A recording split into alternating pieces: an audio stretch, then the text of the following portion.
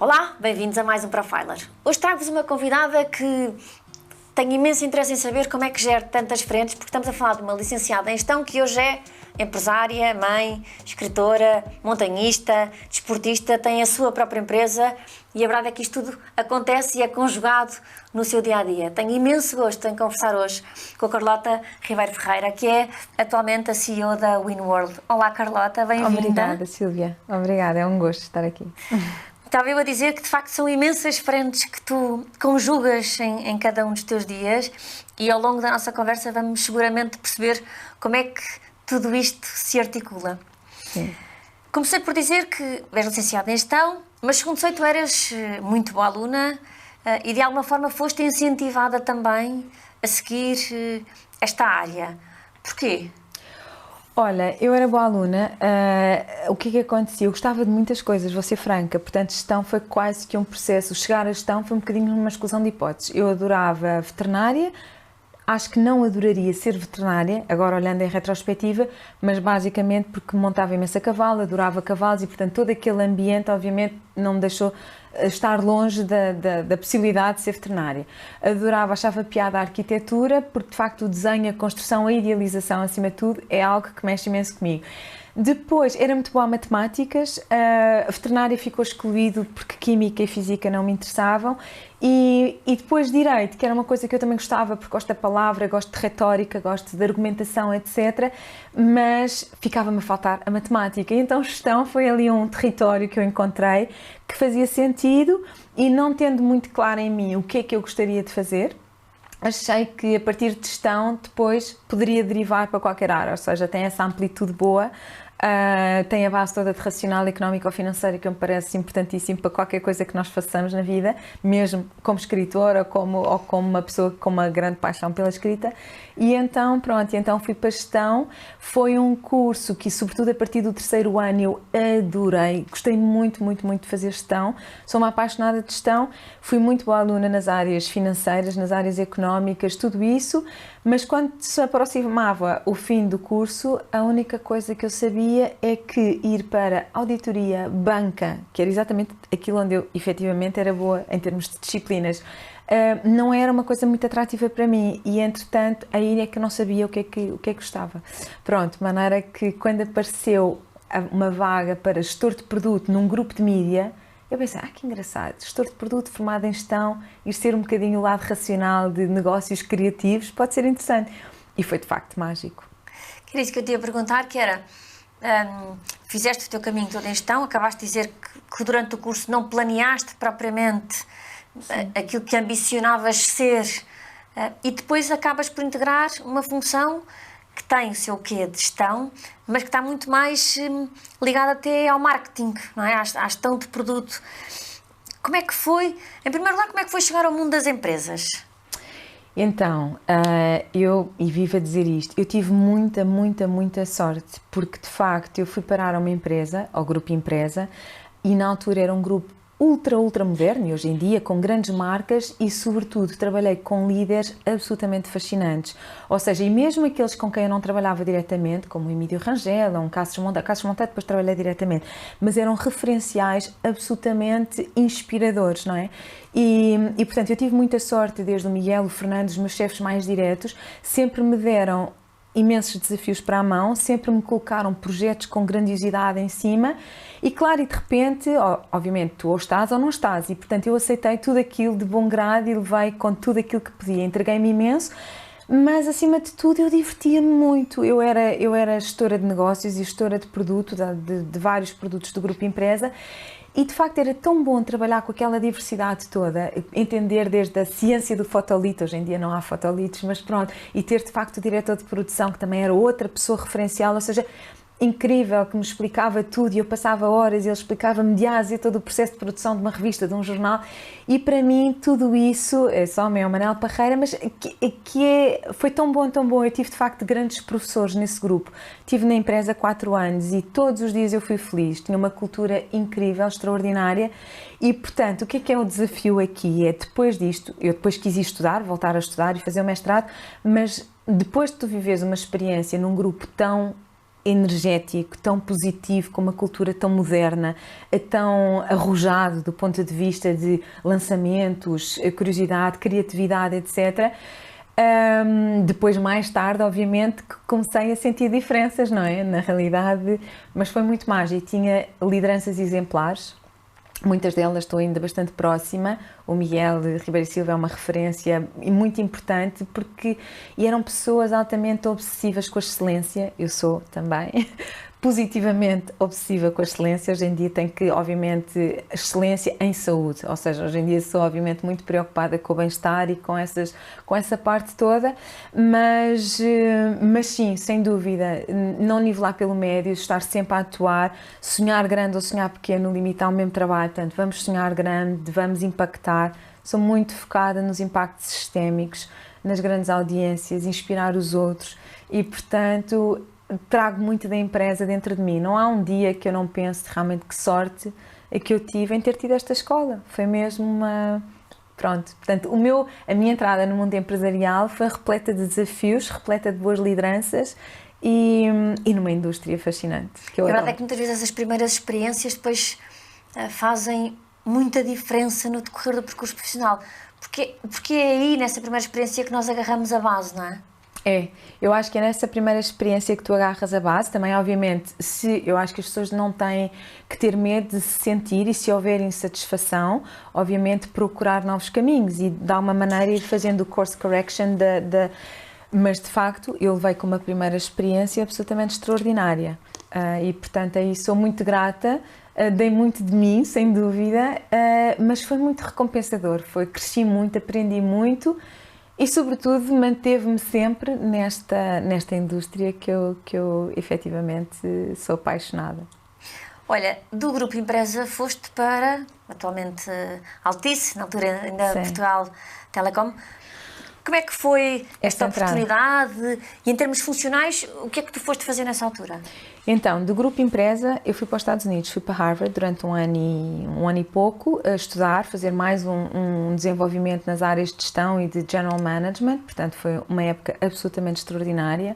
Posso dizer, obviamente tu dizes, pensas sempre, a casa é um investimento importante, sem dúvida, mas Harvard foi obviamente talvez o investimento mais importante da minha vida. Eu adoro aprender, sou muito curiosa e, sobretudo, depois de 4 anos muito intensos em mídia, foi ótimo parar, ir aprender outras coisas e, de facto, fazer também toda uma experiência, de novo, uma experiência académica. Claro que Harvard, aliás, o Grupo Empresa e Harvard foram absolutamente cruciais na minha vida e naquilo que são as minhas fundações enquanto líder, enquanto empresária. E, portanto, quando venho de Harvard, e porquê é que eu quis voltar a Portugal? Eu tenho uma avó de 100 anos, tinha nessa altura uma avó de 100 anos, que é de facto uma dimensão fundamental da minha vida, e eu fui para Harvard sempre com vou um ano, o que for o tempo, mas com esta preocupação de me manter ligada à família, porque de facto tenho esta família espetacular e tinha essa avó que é de facto uma inspiração enorme e que ainda estava viva e pronto, e portanto eu regresso a Portugal somente pela minha avó. Obviamente que a minha família, não posso dizer, a minha mãe e o meu pai podem ficar, mas não, nessa altura os meus pais ainda cá estão e poderiam esperar sempre mais tempo por mim, mas a minha avó obviamente ajudou-me a voltar. E quando cheguei, o meu objetivo, na realidade, não era voltar logo para um grupo de mídia. Porquê? Porque eu sabia que era nos mídia que eu iria querer continuar a minha vida e achei que era importante experimentar outras coisas. E então eu vinha completamente focada em consultoria e tive em processo até ao final de consultoria e de trabalhar várias indústrias e continuar até também um bocadinho aquele ambiente de curiosidade e permanente aprendizagem que se vive numa universidade. E achei que, de alguma maneira, as consultoras ir um tempo para a consultoria poderia ser muito positivo para manter essa experiência, esse trabalho interdisciplinar, esse conhecimento e projetos em várias indústrias.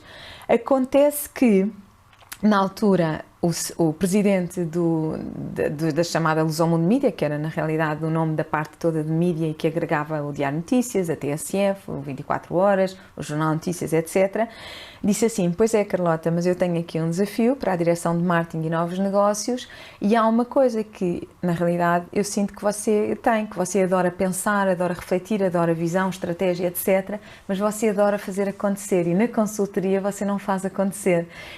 E de repente, ou seja, fica pelo PowerPoint e de repente aquilo foi assim um bocadinho tocante, além de que, dizia ele, nunca trabalhou jornais diários e rádio, e era verdade, de facto, na indústria. E nós temos aqui um jornal com 140 anos na altura, uma rádio a precisar de uma reestruturação incrível, são dois projetos super desafiantes em termos de negócio. Eu gostava do grupo, gostava da administração e pensei, pronto, realmente aqui está uma oportunidade e então continuei nos mídias. E pronto, e portanto volto para Portugal como diretora de marketing e novos negócios do Diário de Notícias e da TSF e foram 2 anos muito mágicos, uma organização, uma empresa diferente, obviamente mais antiga, onde lidei com temas mais burocráticos, resistências, greves, coisas que eu nunca tinha apanhado, obviamente, no grupo empresa. E, portanto, também foi muito, como é que se diz, aprendi muito também com isso e com o que é, de facto, empresas com estruturas diferentes. E pronto, depois, entretanto, a PT, na altura, vendeu o grupo, eu saí, mas mantive, e foi no Diário de Notícias que eu comecei a organizar grandes conferências, com grandes oradores internacionais. E, entanto, quando saí, pensei, ok, mas há aqui uma área, tinha um bebê pequenino, e há aqui uma área que eu posso ir mantendo por mim, vamos mantendo tipo as conferências como um hobby, organizar 1, 2 conferências por ano. Até que esse hobby depois, anos mais tarde, a seguir à Omnicom, na realidade foi a fundação do meu negócio. Tornou-se uma realidade, não é? Exatamente. Como é que foi? Não se tornou uma realidade, ela já era uma realidade, que eu fui fazendo sempre conferências como hobby, mas tornou-se, de alguma maneira, foi aquilo que, quando eu pensei, vou lançar uma empresa, vou fundar uma empresa, pensei, ok, aqui está uma boa base, na realidade, que eu gosto e que pode ser o princípio da Winworld. Isso foi. Antes de irmos à Winworld, falaste da passagem pela Omnicom, que é onde tu assumiste uma função de direção-geral, de coordenação global de negócio. Eras muito jovem também ainda. Era Managing Director da área de Branded Entertainment, que era uma área grande em crescimento e hoje em dia de grande importância. Era jovem, eu acho que eu já era jovem quando fui diretora de marketing do Diário de Notícias. Eu tinha 28 anos quando cheguei e, na realidade, mesmo a minha equipa, que era uma grande equipa, era uma equipa até mais velha do que eu, com pessoas muito mais velhas do que eu e, portanto, esse foi o meu primeiro desafio em termos de liderança de grandes equipas e de pessoas com diferentes idades da minha e eu ainda a sentir-me, de facto, era a miúda mais nova. Na Omnicom já tinha 32 anos, 31, 32 anos. Na Omnicom aconteceu uma coisa extraordinária, que foi uma coisa que eu, além de, obviamente, ter uma admiração enormíssima pelo Luís Mergulhão, que era o CEO do grupo, tinha uma coisa que era, eu tinha uma admiração muito grande por todos os meus pares, ou seja, eu trabalhava com gente muito, muito boa e tinha colegas e responsáveis de outras agências que era de facto, era um gosto enorme trabalhar com eles e além das equipas serem extraordinárias, portanto, era um ambiente criativo, muito equilibrado, as pessoas estavam criativas em termos de gestão, de negócio, de vontade de fazer acontecer, era uma empresa, foi muito, muito giro trabalhar na Omnicom. Gostei imenso, foi assim digamos, uma bagagem grande de trabalhar também do outro lado, que era aí, trabalhávamos no fundo com várias marcas, eu não era responsável pelo projeto, pelo crescimento, tinha que contribuir, portanto foi assim um projeto muito, muito interessante, mas acima de tudo aquilo que ficou da Omnicom, grandemente, eu acho que realmente o que fica é a cultura que se vive nas empresas e os grandes desafios.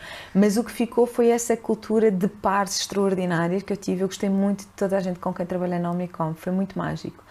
E pronto, até que chegou uma altura, e eu acho que foi um ciclo, em que de repente eu tinha o meu negócio das conferências, onde continuava a organizar 1 ou 2 por ano, em função da agenda que tinha, e de repente tinha um filho de 4 anos e pensei, não, há aqui um novo equilíbrio de vida que eu preciso de encontrar, porque eu adoro trabalhar, eu sou workaholic e obviamente que trabalhar num grande grupo americano e eu trabalho tanto, acho, agora como trabalhava na altura, mas eu tenho um controle de agenda agora talvez maior do que tinha na altura.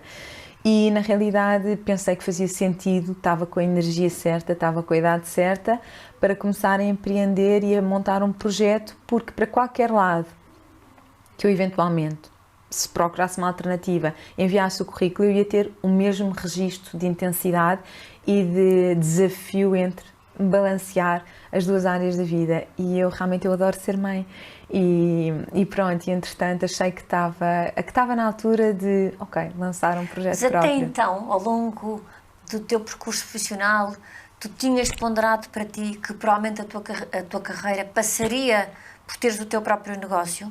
Já era uma coisa que tinhas em mente? Não de todo, e se voltar a integrar o meu negócio num grande grupo, volto com gosto, com imenso gosto para um grupo empresarial que pode eventualmente não ser meu, ou eu ser uma acionista pequena.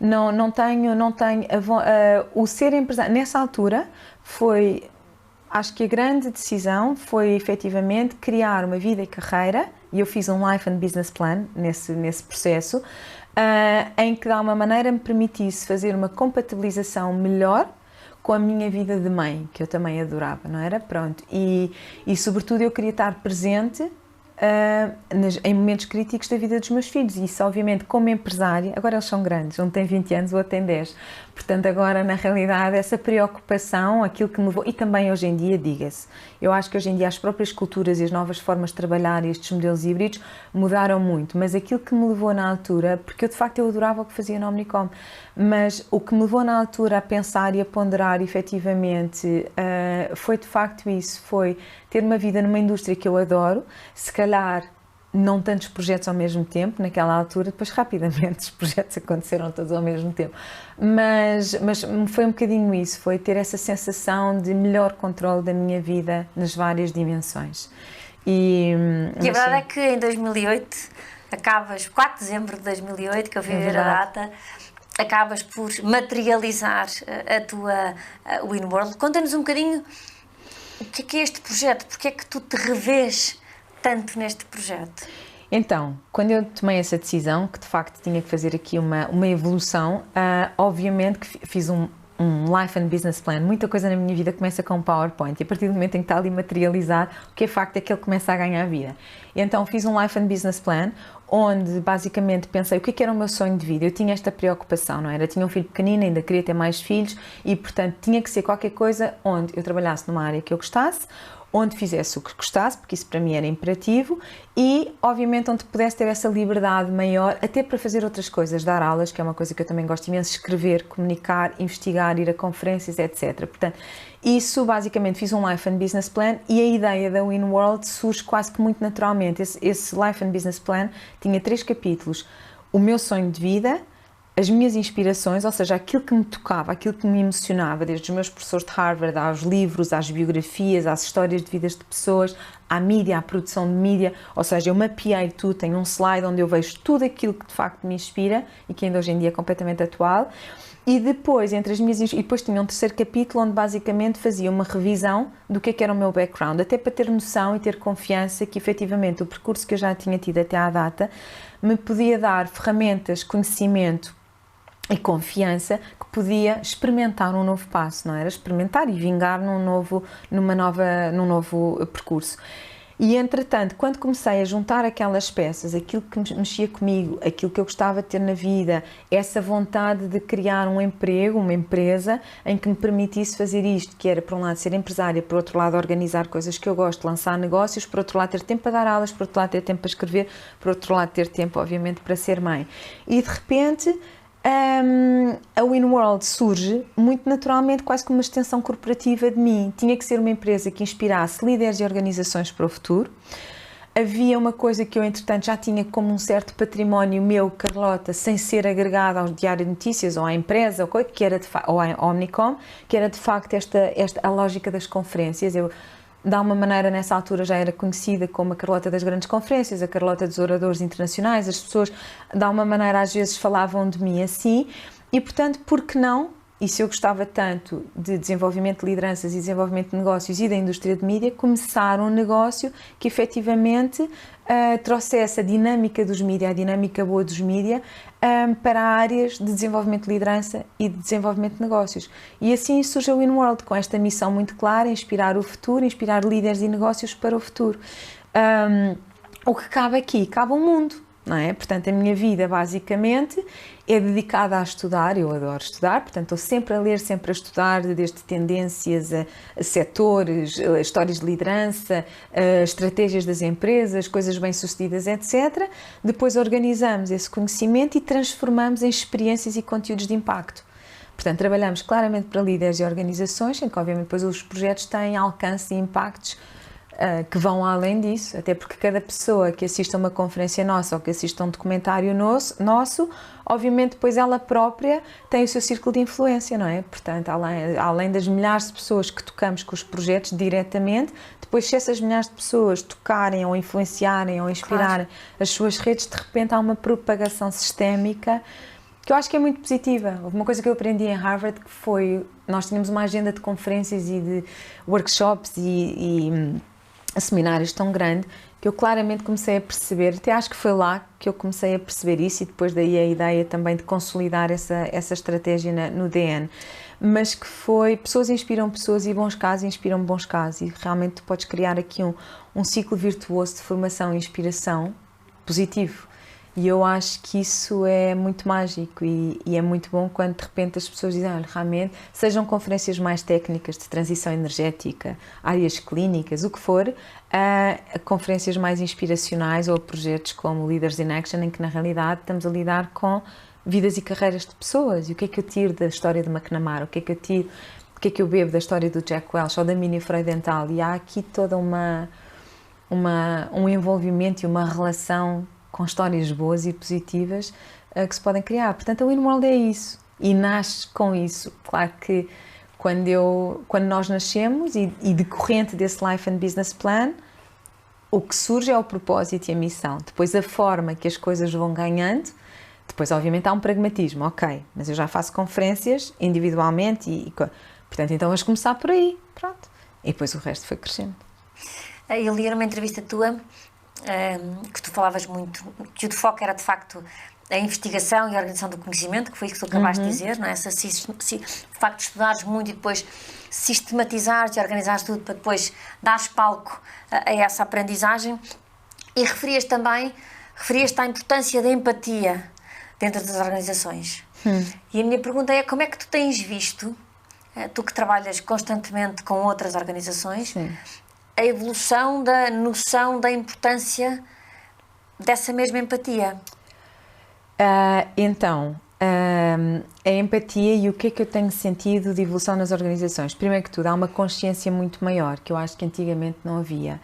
E eu digo isto até sabendo que eu sou de facto, eu adoro fazer acontecer, adoro inspirar as pessoas para o seu melhor e adoro puxar por elas e puxar pelas coisas até, às vezes os clientes vêm com uma determinada ambição, com um determinado projeto e de repente a proposta que nós desenvolvemos é a construir por cima da ambição que ele já tinha e, portanto, ir juntos, irmos, obviamente, para territórios, quando, obviamente, identificamos que faz sentido e que faz... mas tenho sempre essa preocupação de levar as coisas mais longe. E a minha mãe dizia sempre que nós não devemos nivelar pelo bom. Quando nós sabemos e podemos fazer acontecer e contribuir para muito bom e para excelente, é por aí sempre que nós temos que ir. Pronto.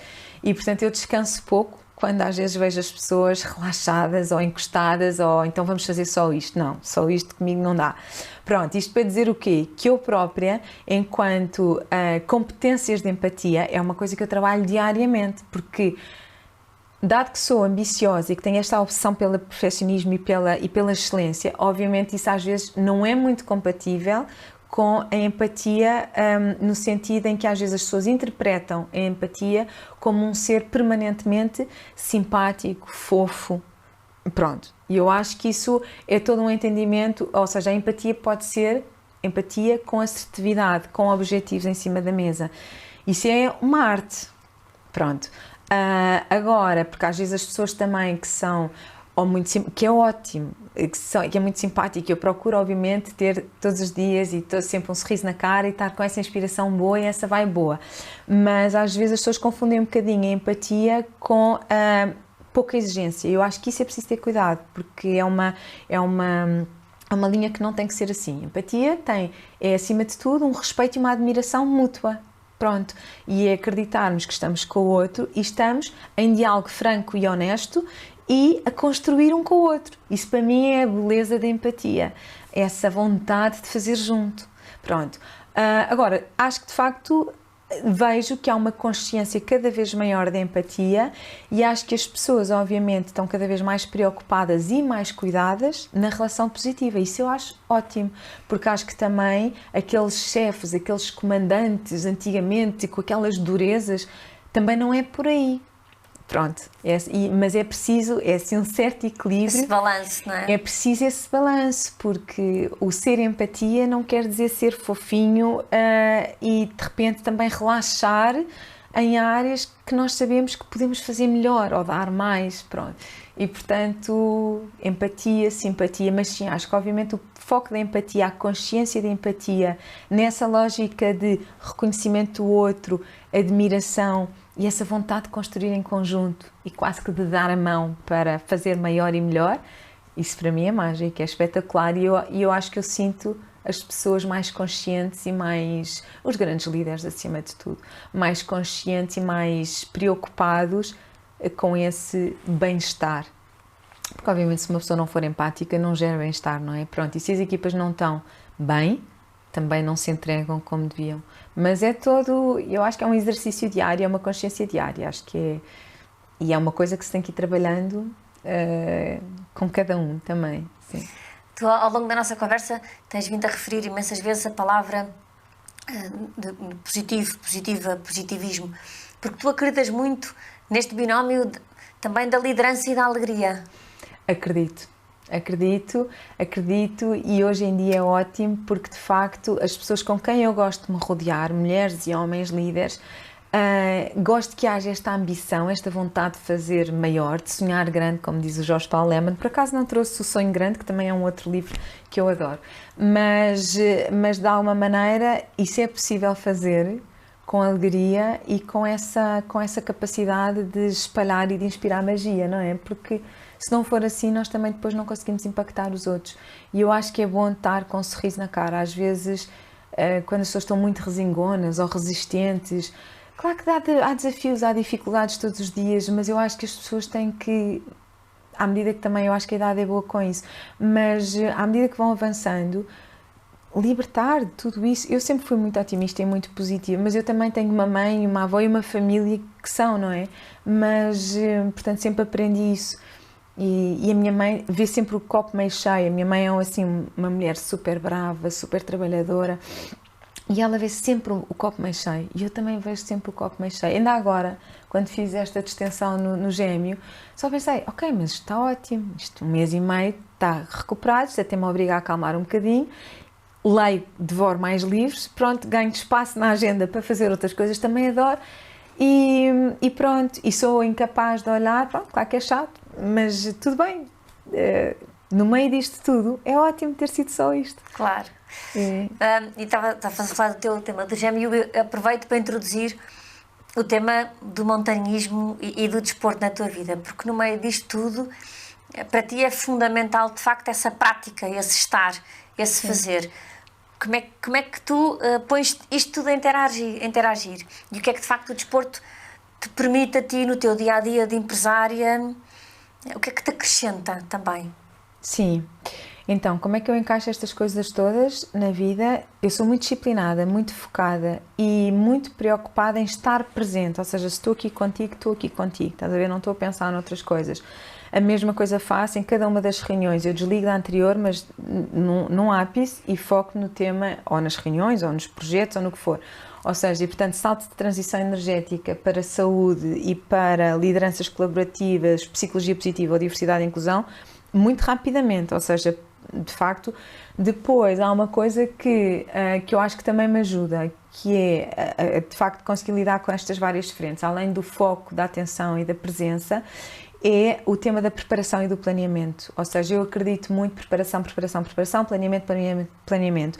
Inclusive, na indústria onde eu trabalho, não há como também não ser assim, porque cada vez que nós pomos uma conferência no ar para 3.000 pessoas, ou que estamos a gravar um direto, ou que estamos a fazer um documentário, o que for, na realidade, as coisas, pronto, no caso de uma conferência agora, ou de um programa em direto, não dá para fazer rewind, ou seja, o que vai, portanto, quanto mais preparado, planeado as coisas estiverem, mais energia tu também tens para gerir eventuais imprevistos que às vezes surgem na altura. Portanto, sou muito focada nisso. O desporto sempre foi uma paixão, eu sempre fiz imenso desporto, desde miúda, e gosto de me entregar ao desporto, gosto de me entregar à tecnicidade, adoro professores, eu adoro professores. Às vezes é cómico, às vezes mas porque é que tu ainda precisas? Eu gosto porque aprendo, porque me levam mais longe. Portanto, eu comecei a fazer ginástica muito pequenina e andava no ginásio clube, levava tudo muito a sério, saraus, tudo competições.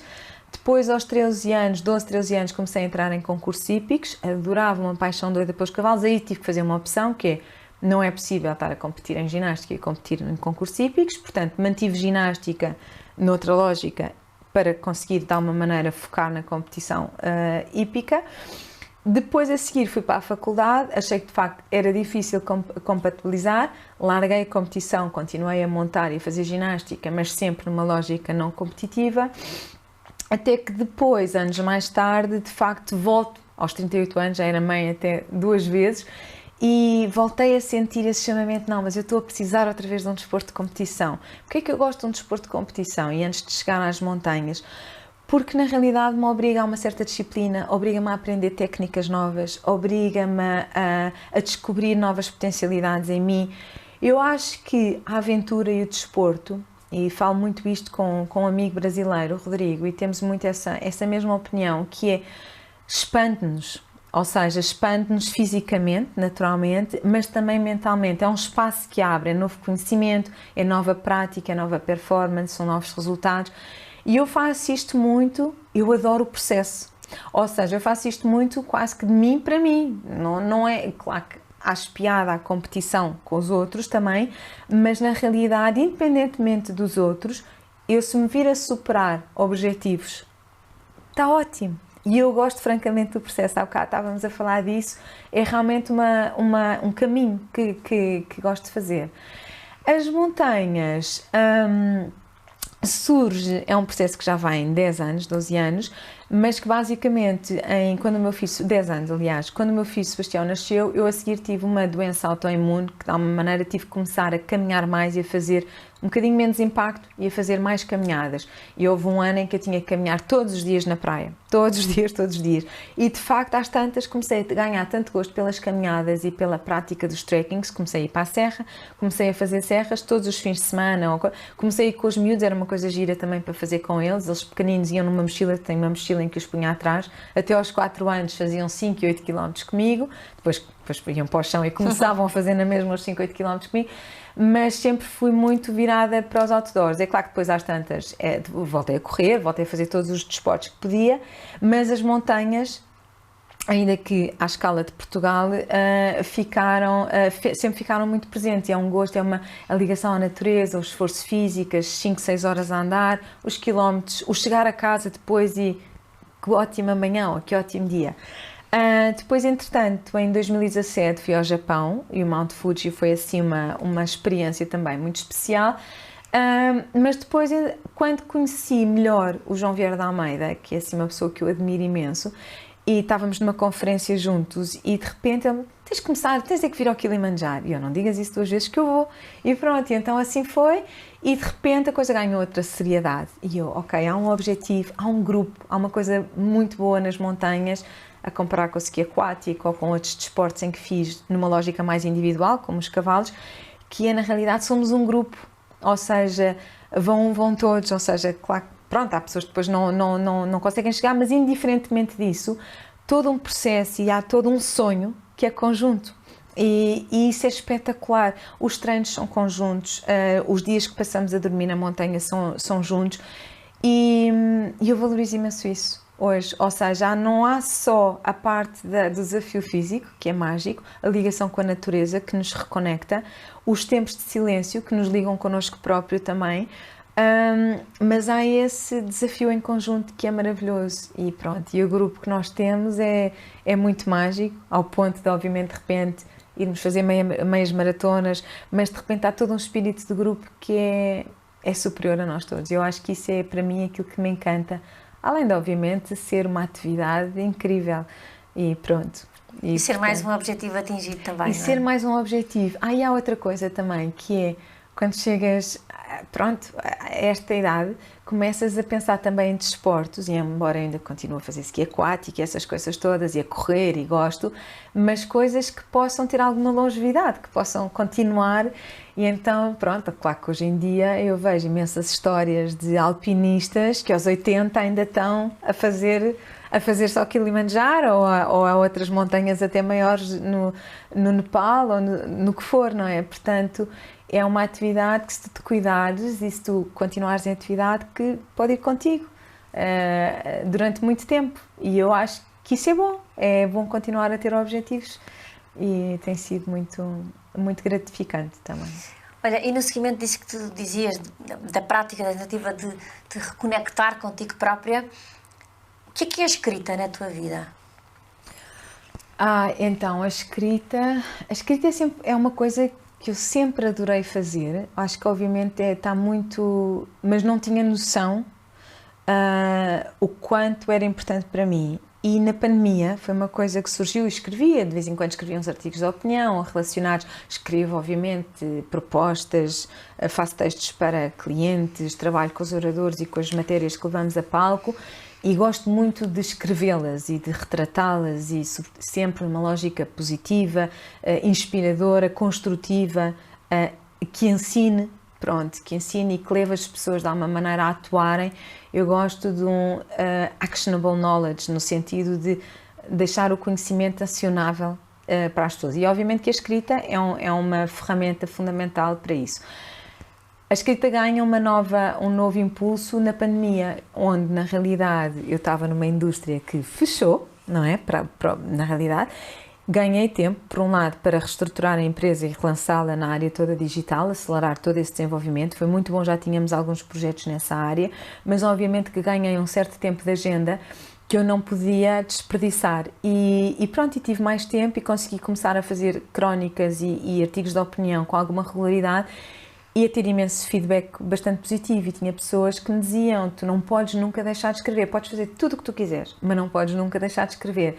E escrever para mim hoje em dia, além de ser um trabalho criativo e intelectualmente estimulante, porque me obriga a ler imenso, a ler várias fontes, e há uma coisa que eu gosto muito de fazer, que é ir buscar conhecimento a revistas, jornais, papers, estudos de universidades, a saberes até de pessoas e de experts e de miúdos, cruzar aquilo tudo e juntar tudo num único artigo com várias visões, com várias opiniões, em que eu, no fundo, eu só escrevo e só crio a narrativa de tudo aquilo que eu bebi, e que, de alguma maneira, acho que... Porque as pessoas às vezes não se ligam, não é? E através da minha escrita eu procuro... Não se ligam enquanto fontes de conhecimento, ou não debatem, ou não estão juntas. Um académico ou um investigador, se calhar, não fala com um miúdo de 20 anos e não lê um livro de um médico e não fala com aquela empreendedora que ligou uma app ou que lançou uma app em determinada área. E, de repente, não falam porque estão altamente focados. E, portanto, se eu conseguir ser agregadora e que a minha escrita transmita uma história que é composta pelas histórias ou que resulte da história de várias pessoas ou de vários saberes e de várias origens, é muito bom, e eu gosto muito de fazer isto. Divirto-me imenso, obriga-me a estar sempre em cima de matérias que eu gosto, e proponho-me, às vezes os temas saem-me um bocadinho, às vezes são temas que saem do momento, ou tensões que eu vejo que estão a acontecer. Então vamos lá refletir um bocadinho sobre isto. Porque é que as pessoas estão a sentir-se tão em crise? Porque é que estão a sentir que, pronto, alguns sentimentos, e vou por aí, ou então são áreas que eu de facto gosto e acho que estão a necessitar de novas perspectivas e que é giro trazê-las ao mundo de uma maneira diferente. E, portanto, é muito terapêutico, é criativo e faz parte da minha agenda intelectual, assim como eu tenho a minha agenda desportiva, tenho a minha agenda intelectual, e pronto, e colocar-me também a mim numa prova gira de mostrar as coisas de outra maneira, esperando que, obviamente, que chegue e que as pessoas gostem, claro, obviamente. Olha, nesse seguimento trouxeste-nos umas referências de livros que tens, de facto, vindo a ler. Sim. E que, de alguma forma, te marcaram. Olha, assim, eu estou sempre a ler, então o que é que eu trouxe aqui? Trouxe 3 livros que são, há muitos mais, obviamente que eu tenho muitos livros de referência na minha vida, mas estes 3 são sem dúvida. O Jack Welch, porque basicamente foi uma pessoa que mudou a minha vida, foi meu mentor durante 20 anos, E eu acho que a mentoria é de facto uma área muito importante nas nossas vidas, até eu estou sempre a dizer isto aos estudantes, aos alunos ou até a outros líderes e jovens líderes, não deixem de se rodear, de identificarem, se rodearem de mentores. O Jack Welch foi fazer uma conferência em Harvard, Straight from the Gut, exatamente a seguir a lançar este livro, e este livro era um livro obrigatório que nós tínhamos e para mim, absolutamente mágico. Claro que o Jack Welch e a GE, em 2001, 2002, que foi quando eu estive nos Estados Unidos, era uma referência, ele era o CEO do século XX e, portanto, era assim um ídolo que todos nós tínhamos. Portanto, o livro não só nos tocava muito do ponto de vista de desenvolvimento de liderança, gestão de equipas, gestão de negócios, etc, etc, como, obviamente, depois a presença dele lá e aquela frontalidade, aquela honestidade, aquela conversa aberta, livre, foi muito transformador. E eu, a seguir a essa intervenção e a ler o livro, mandei uma carta para a editora e ele respondeu-me. E eu, porque eu, entanto, quando ele estava lá em Harvard, eu disse, toda a gente em Portugal devia estar a ouvir este homem, eu tenho que levar este homem a Portugal. E eu até acho que foi o primeiro impulso que eu tive de organizar uma conferência, foi exatamente a assistir àquela. E eu pensei, não, toda a gente vai ter que ouvir. Pronto, e entretanto... escrevi-lhe uma carta, ele respondeu-me e, portanto, quando me perguntam, mas como é que começaste a montar conferências? Eu disse, foi o Jack Welch que me ajudou. Pronto, porque na realidade ele explicou-me o que eram as agências, como é que, de uma maneira, eu deveria planear os timings, os tempos, essas coisas todas, os conceitos, os temas, e, entretanto, e as 2 vezes que o Jack Welch veio a Portugal foi comigo. Depois, entanto, ficámos muito amigos e ele foi meu mentor durante, pronto, infelizmente até morrer. Mas é um livro muito marcante, e porquê? Porque é uma grande biografia com muita honestidade, com o bom, com o mau, com toda a frontalidade, com todas as partes boas e menos boas dos negócios e da vida corporativa e portanto acho que é sempre uma referência e será sempre, pronto. Teve obviamente algumas contestações, mas eu acho que todos os líderes de impacto têm, de alguma maneira, por vezes, pela sua determinação, pela sua visão, às vezes de facto há choques e há contestações e há pessoas que não estão alinhadas e está tudo bem, não temos que estar, pronto, mas eu acho que o Jack Welch para mim, sem dúvida, é o meu exemplo de liderança e eu acho que eu sou muito welchiana, é assim uma grande influência e para mim uma biografia incrível. Depois, este livro do Mandela's Way é para mim dos livros mais bonitos de liderança e eu procuro oferecê-lo às pessoas que eu mais admiro e que mais gosto. E porquê? Porque são as 15 lições, 15 Lessons of Life, Love and Courage, que são 3 dimensões muito evidentes na vida que eu procuro desenvolver. Ou seja, de facto, esta paixão pela vida e pelos negócios que tenho, este amor que cada vez mais tenho noção que nós acordamos de manhã e devemos ir para um dia de amor, não é? Pronto. E é possível falar-se de amor na vida pessoal, naturalmente, nas nossas relações mais pessoais, mas também nas nossas interações e naquilo que ambicionamos para culturas empresariais. E acho que temos muito a aprender e este livro é absolutamente extraordinário. É escrito pelo Richard Stengel, que foi editor da Time e foi a pessoa escolhida para escrever a biografia do Mandela quando ele saiu da prisão. É incrível. Depois a Clarissa Ward, que é uma brava, é uma jornalista, portanto, e uma repórter, aliás, que eu sou absolutamente fã, e que escreveu este livro On All Fronts. Eu sou apaixonada aliás, eu acho que o meu gosto da escrita, se eu não fosse empresária, até posso ser as 2 coisas, mas eu adoraria ser repórter. Eu tenho muito de repórter em mim, obviamente que é eventualmente uma reportagem dirigida, mas eu olho para este livro, se eu não tivesse tido a vida que tenho, adoraria fazer o que ela faz e quem sabe um dia também faço o que ela faz. Mas é um livro para mim que mostra a bravura de uma mulher, as conciliações todas, porque também tem filhos, vai para terrenos obviamente de alta insegurança e em guerra, e é absolutamente mágico.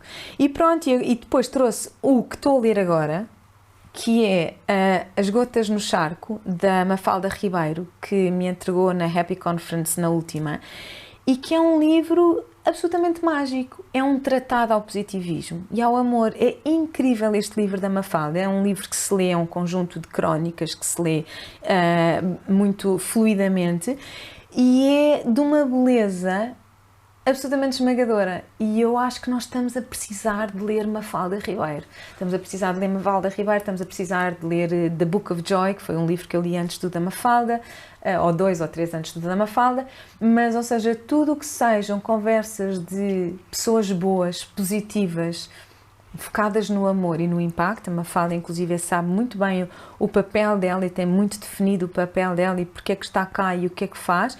E é muito positivo. E pronto, e é uma pessoa altamente focada, altamente presença, mas de facto com uma carga inspiracional incrível. É muito bonito, muito. Estou a meio, faltam 80 páginas. Já passei meio. Carla, tem jeito de terminarmos olhando assim um bocadinho para todo o teu percurso profissional. Qual é que acreditas que possa ter sido a altura assim mais desafiadora que tiveste? Então, mais desafiadora que eu tive... Olha, não sei, por acaso eu não sei, acho que obviamente já tive alguns grandes desafios, acho que, mas que depois lá está, com positivismo e olhar para o lado bom da situação e afastar-te quando achas que de facto as coisas estão a sugar mais energia de ti do que te estão a acrescentar. Isso acho que é uma consciência muito importante. A minha médica, a Mini Fradental, tem sempre, ela diz, nós temos de ter sempre consciência daquilo que nos dá energia e aquilo que nos retira energia. E tentarmos ficar o mais possível do lado daquilo que nos dá energia. E pronto, obviamente que em todas as mudanças, mas obviamente que a insatisfação também é o motor da mudança. Portanto, é normal que em todas as mudanças houvesse alguma coisa que não tivesse a ressoar tanto em mim, não é? Mas eu não consigo apontar um desafio. Acho que não lido bem com pessoas que ferem gratuitamente, pronto, isso não tenho, procuro não levar as coisas muito pessoalmente, porque acho que às vezes quando isso acontece também não é muito bom resultado, mas não sei, em termos de desafios... Talvez porque tu, tal e qual como dizias desde o início, e vindo da tua mãe também, tens sempre esse foco no copo meio cheio, não é? Tenho sempre foco que há um infinito de coisas maravilhosas para nós fazermos. Portanto, ok, se de facto isto não está a correr bem, vamos explorar outros caminhos. Agora, portanto, os desafios para mim são sempre portas de entrada em caminhos maiores. E, portanto, eu não consigo identificar propriamente um. Agora, claro, toda a gente, ao longo da carreira, ao longo da vida e da carreira, teve situações mais desafiantes, mais perturbadoras, em que algumas pessoas, eventualmente, podem não ter sido ótimas para ti. Também há, ao contrário, não é? Tu não foste ótima para pessoas. Portanto, o que é importante é irmos fazendo uma análise permanente e uma melhoria permanente. Há uma frase que o Jack Welch estava sempre a dizer, there's a better way every day. E eu acho que esta consciência e esta presença, às vezes pode ser um bocadinho cansativa para as equipas, mas estás sempre numa lógica de provocação e porque é que fazemos assim, mas não fazemos assim. Obviamente, eu também sou muito focada, portanto, a partir do momento em que eu me caso com um caminho, sou bastante determinada. Mas obviamente que questiono mas de facto há uma possibilidade todos os dias, a todos os momentos, aliás, de tu fazeres melhor e de tu aproveitares aquilo que não foi eventualmente tão bom para ti para, ok, o que é que eu levo daqui? O que é que eu aprendi daqui? Onde é que isto me reposiciona?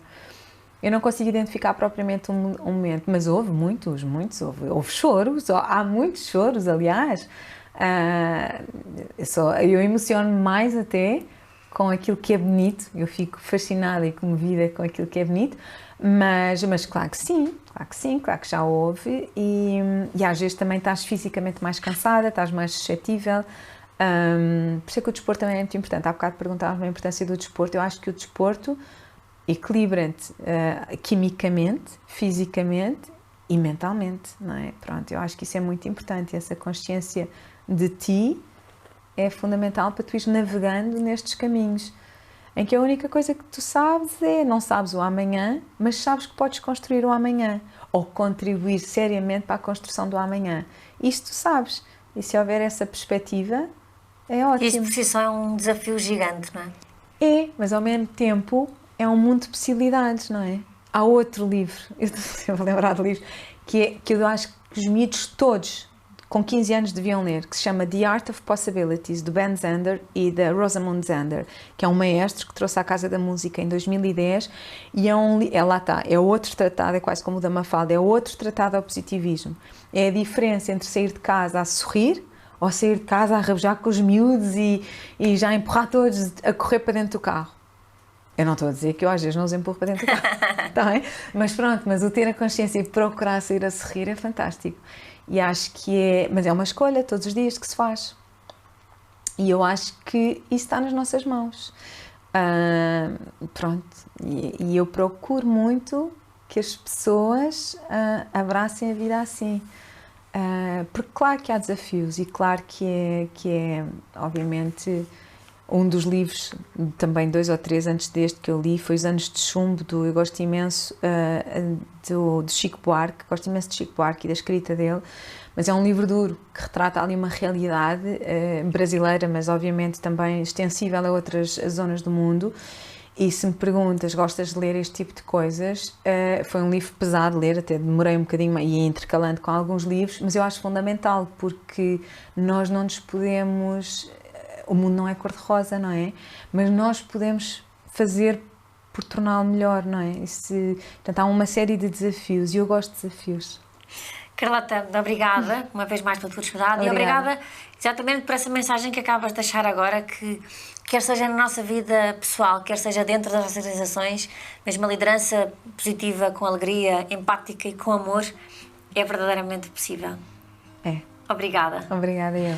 Obrigada. Até quinta-feira.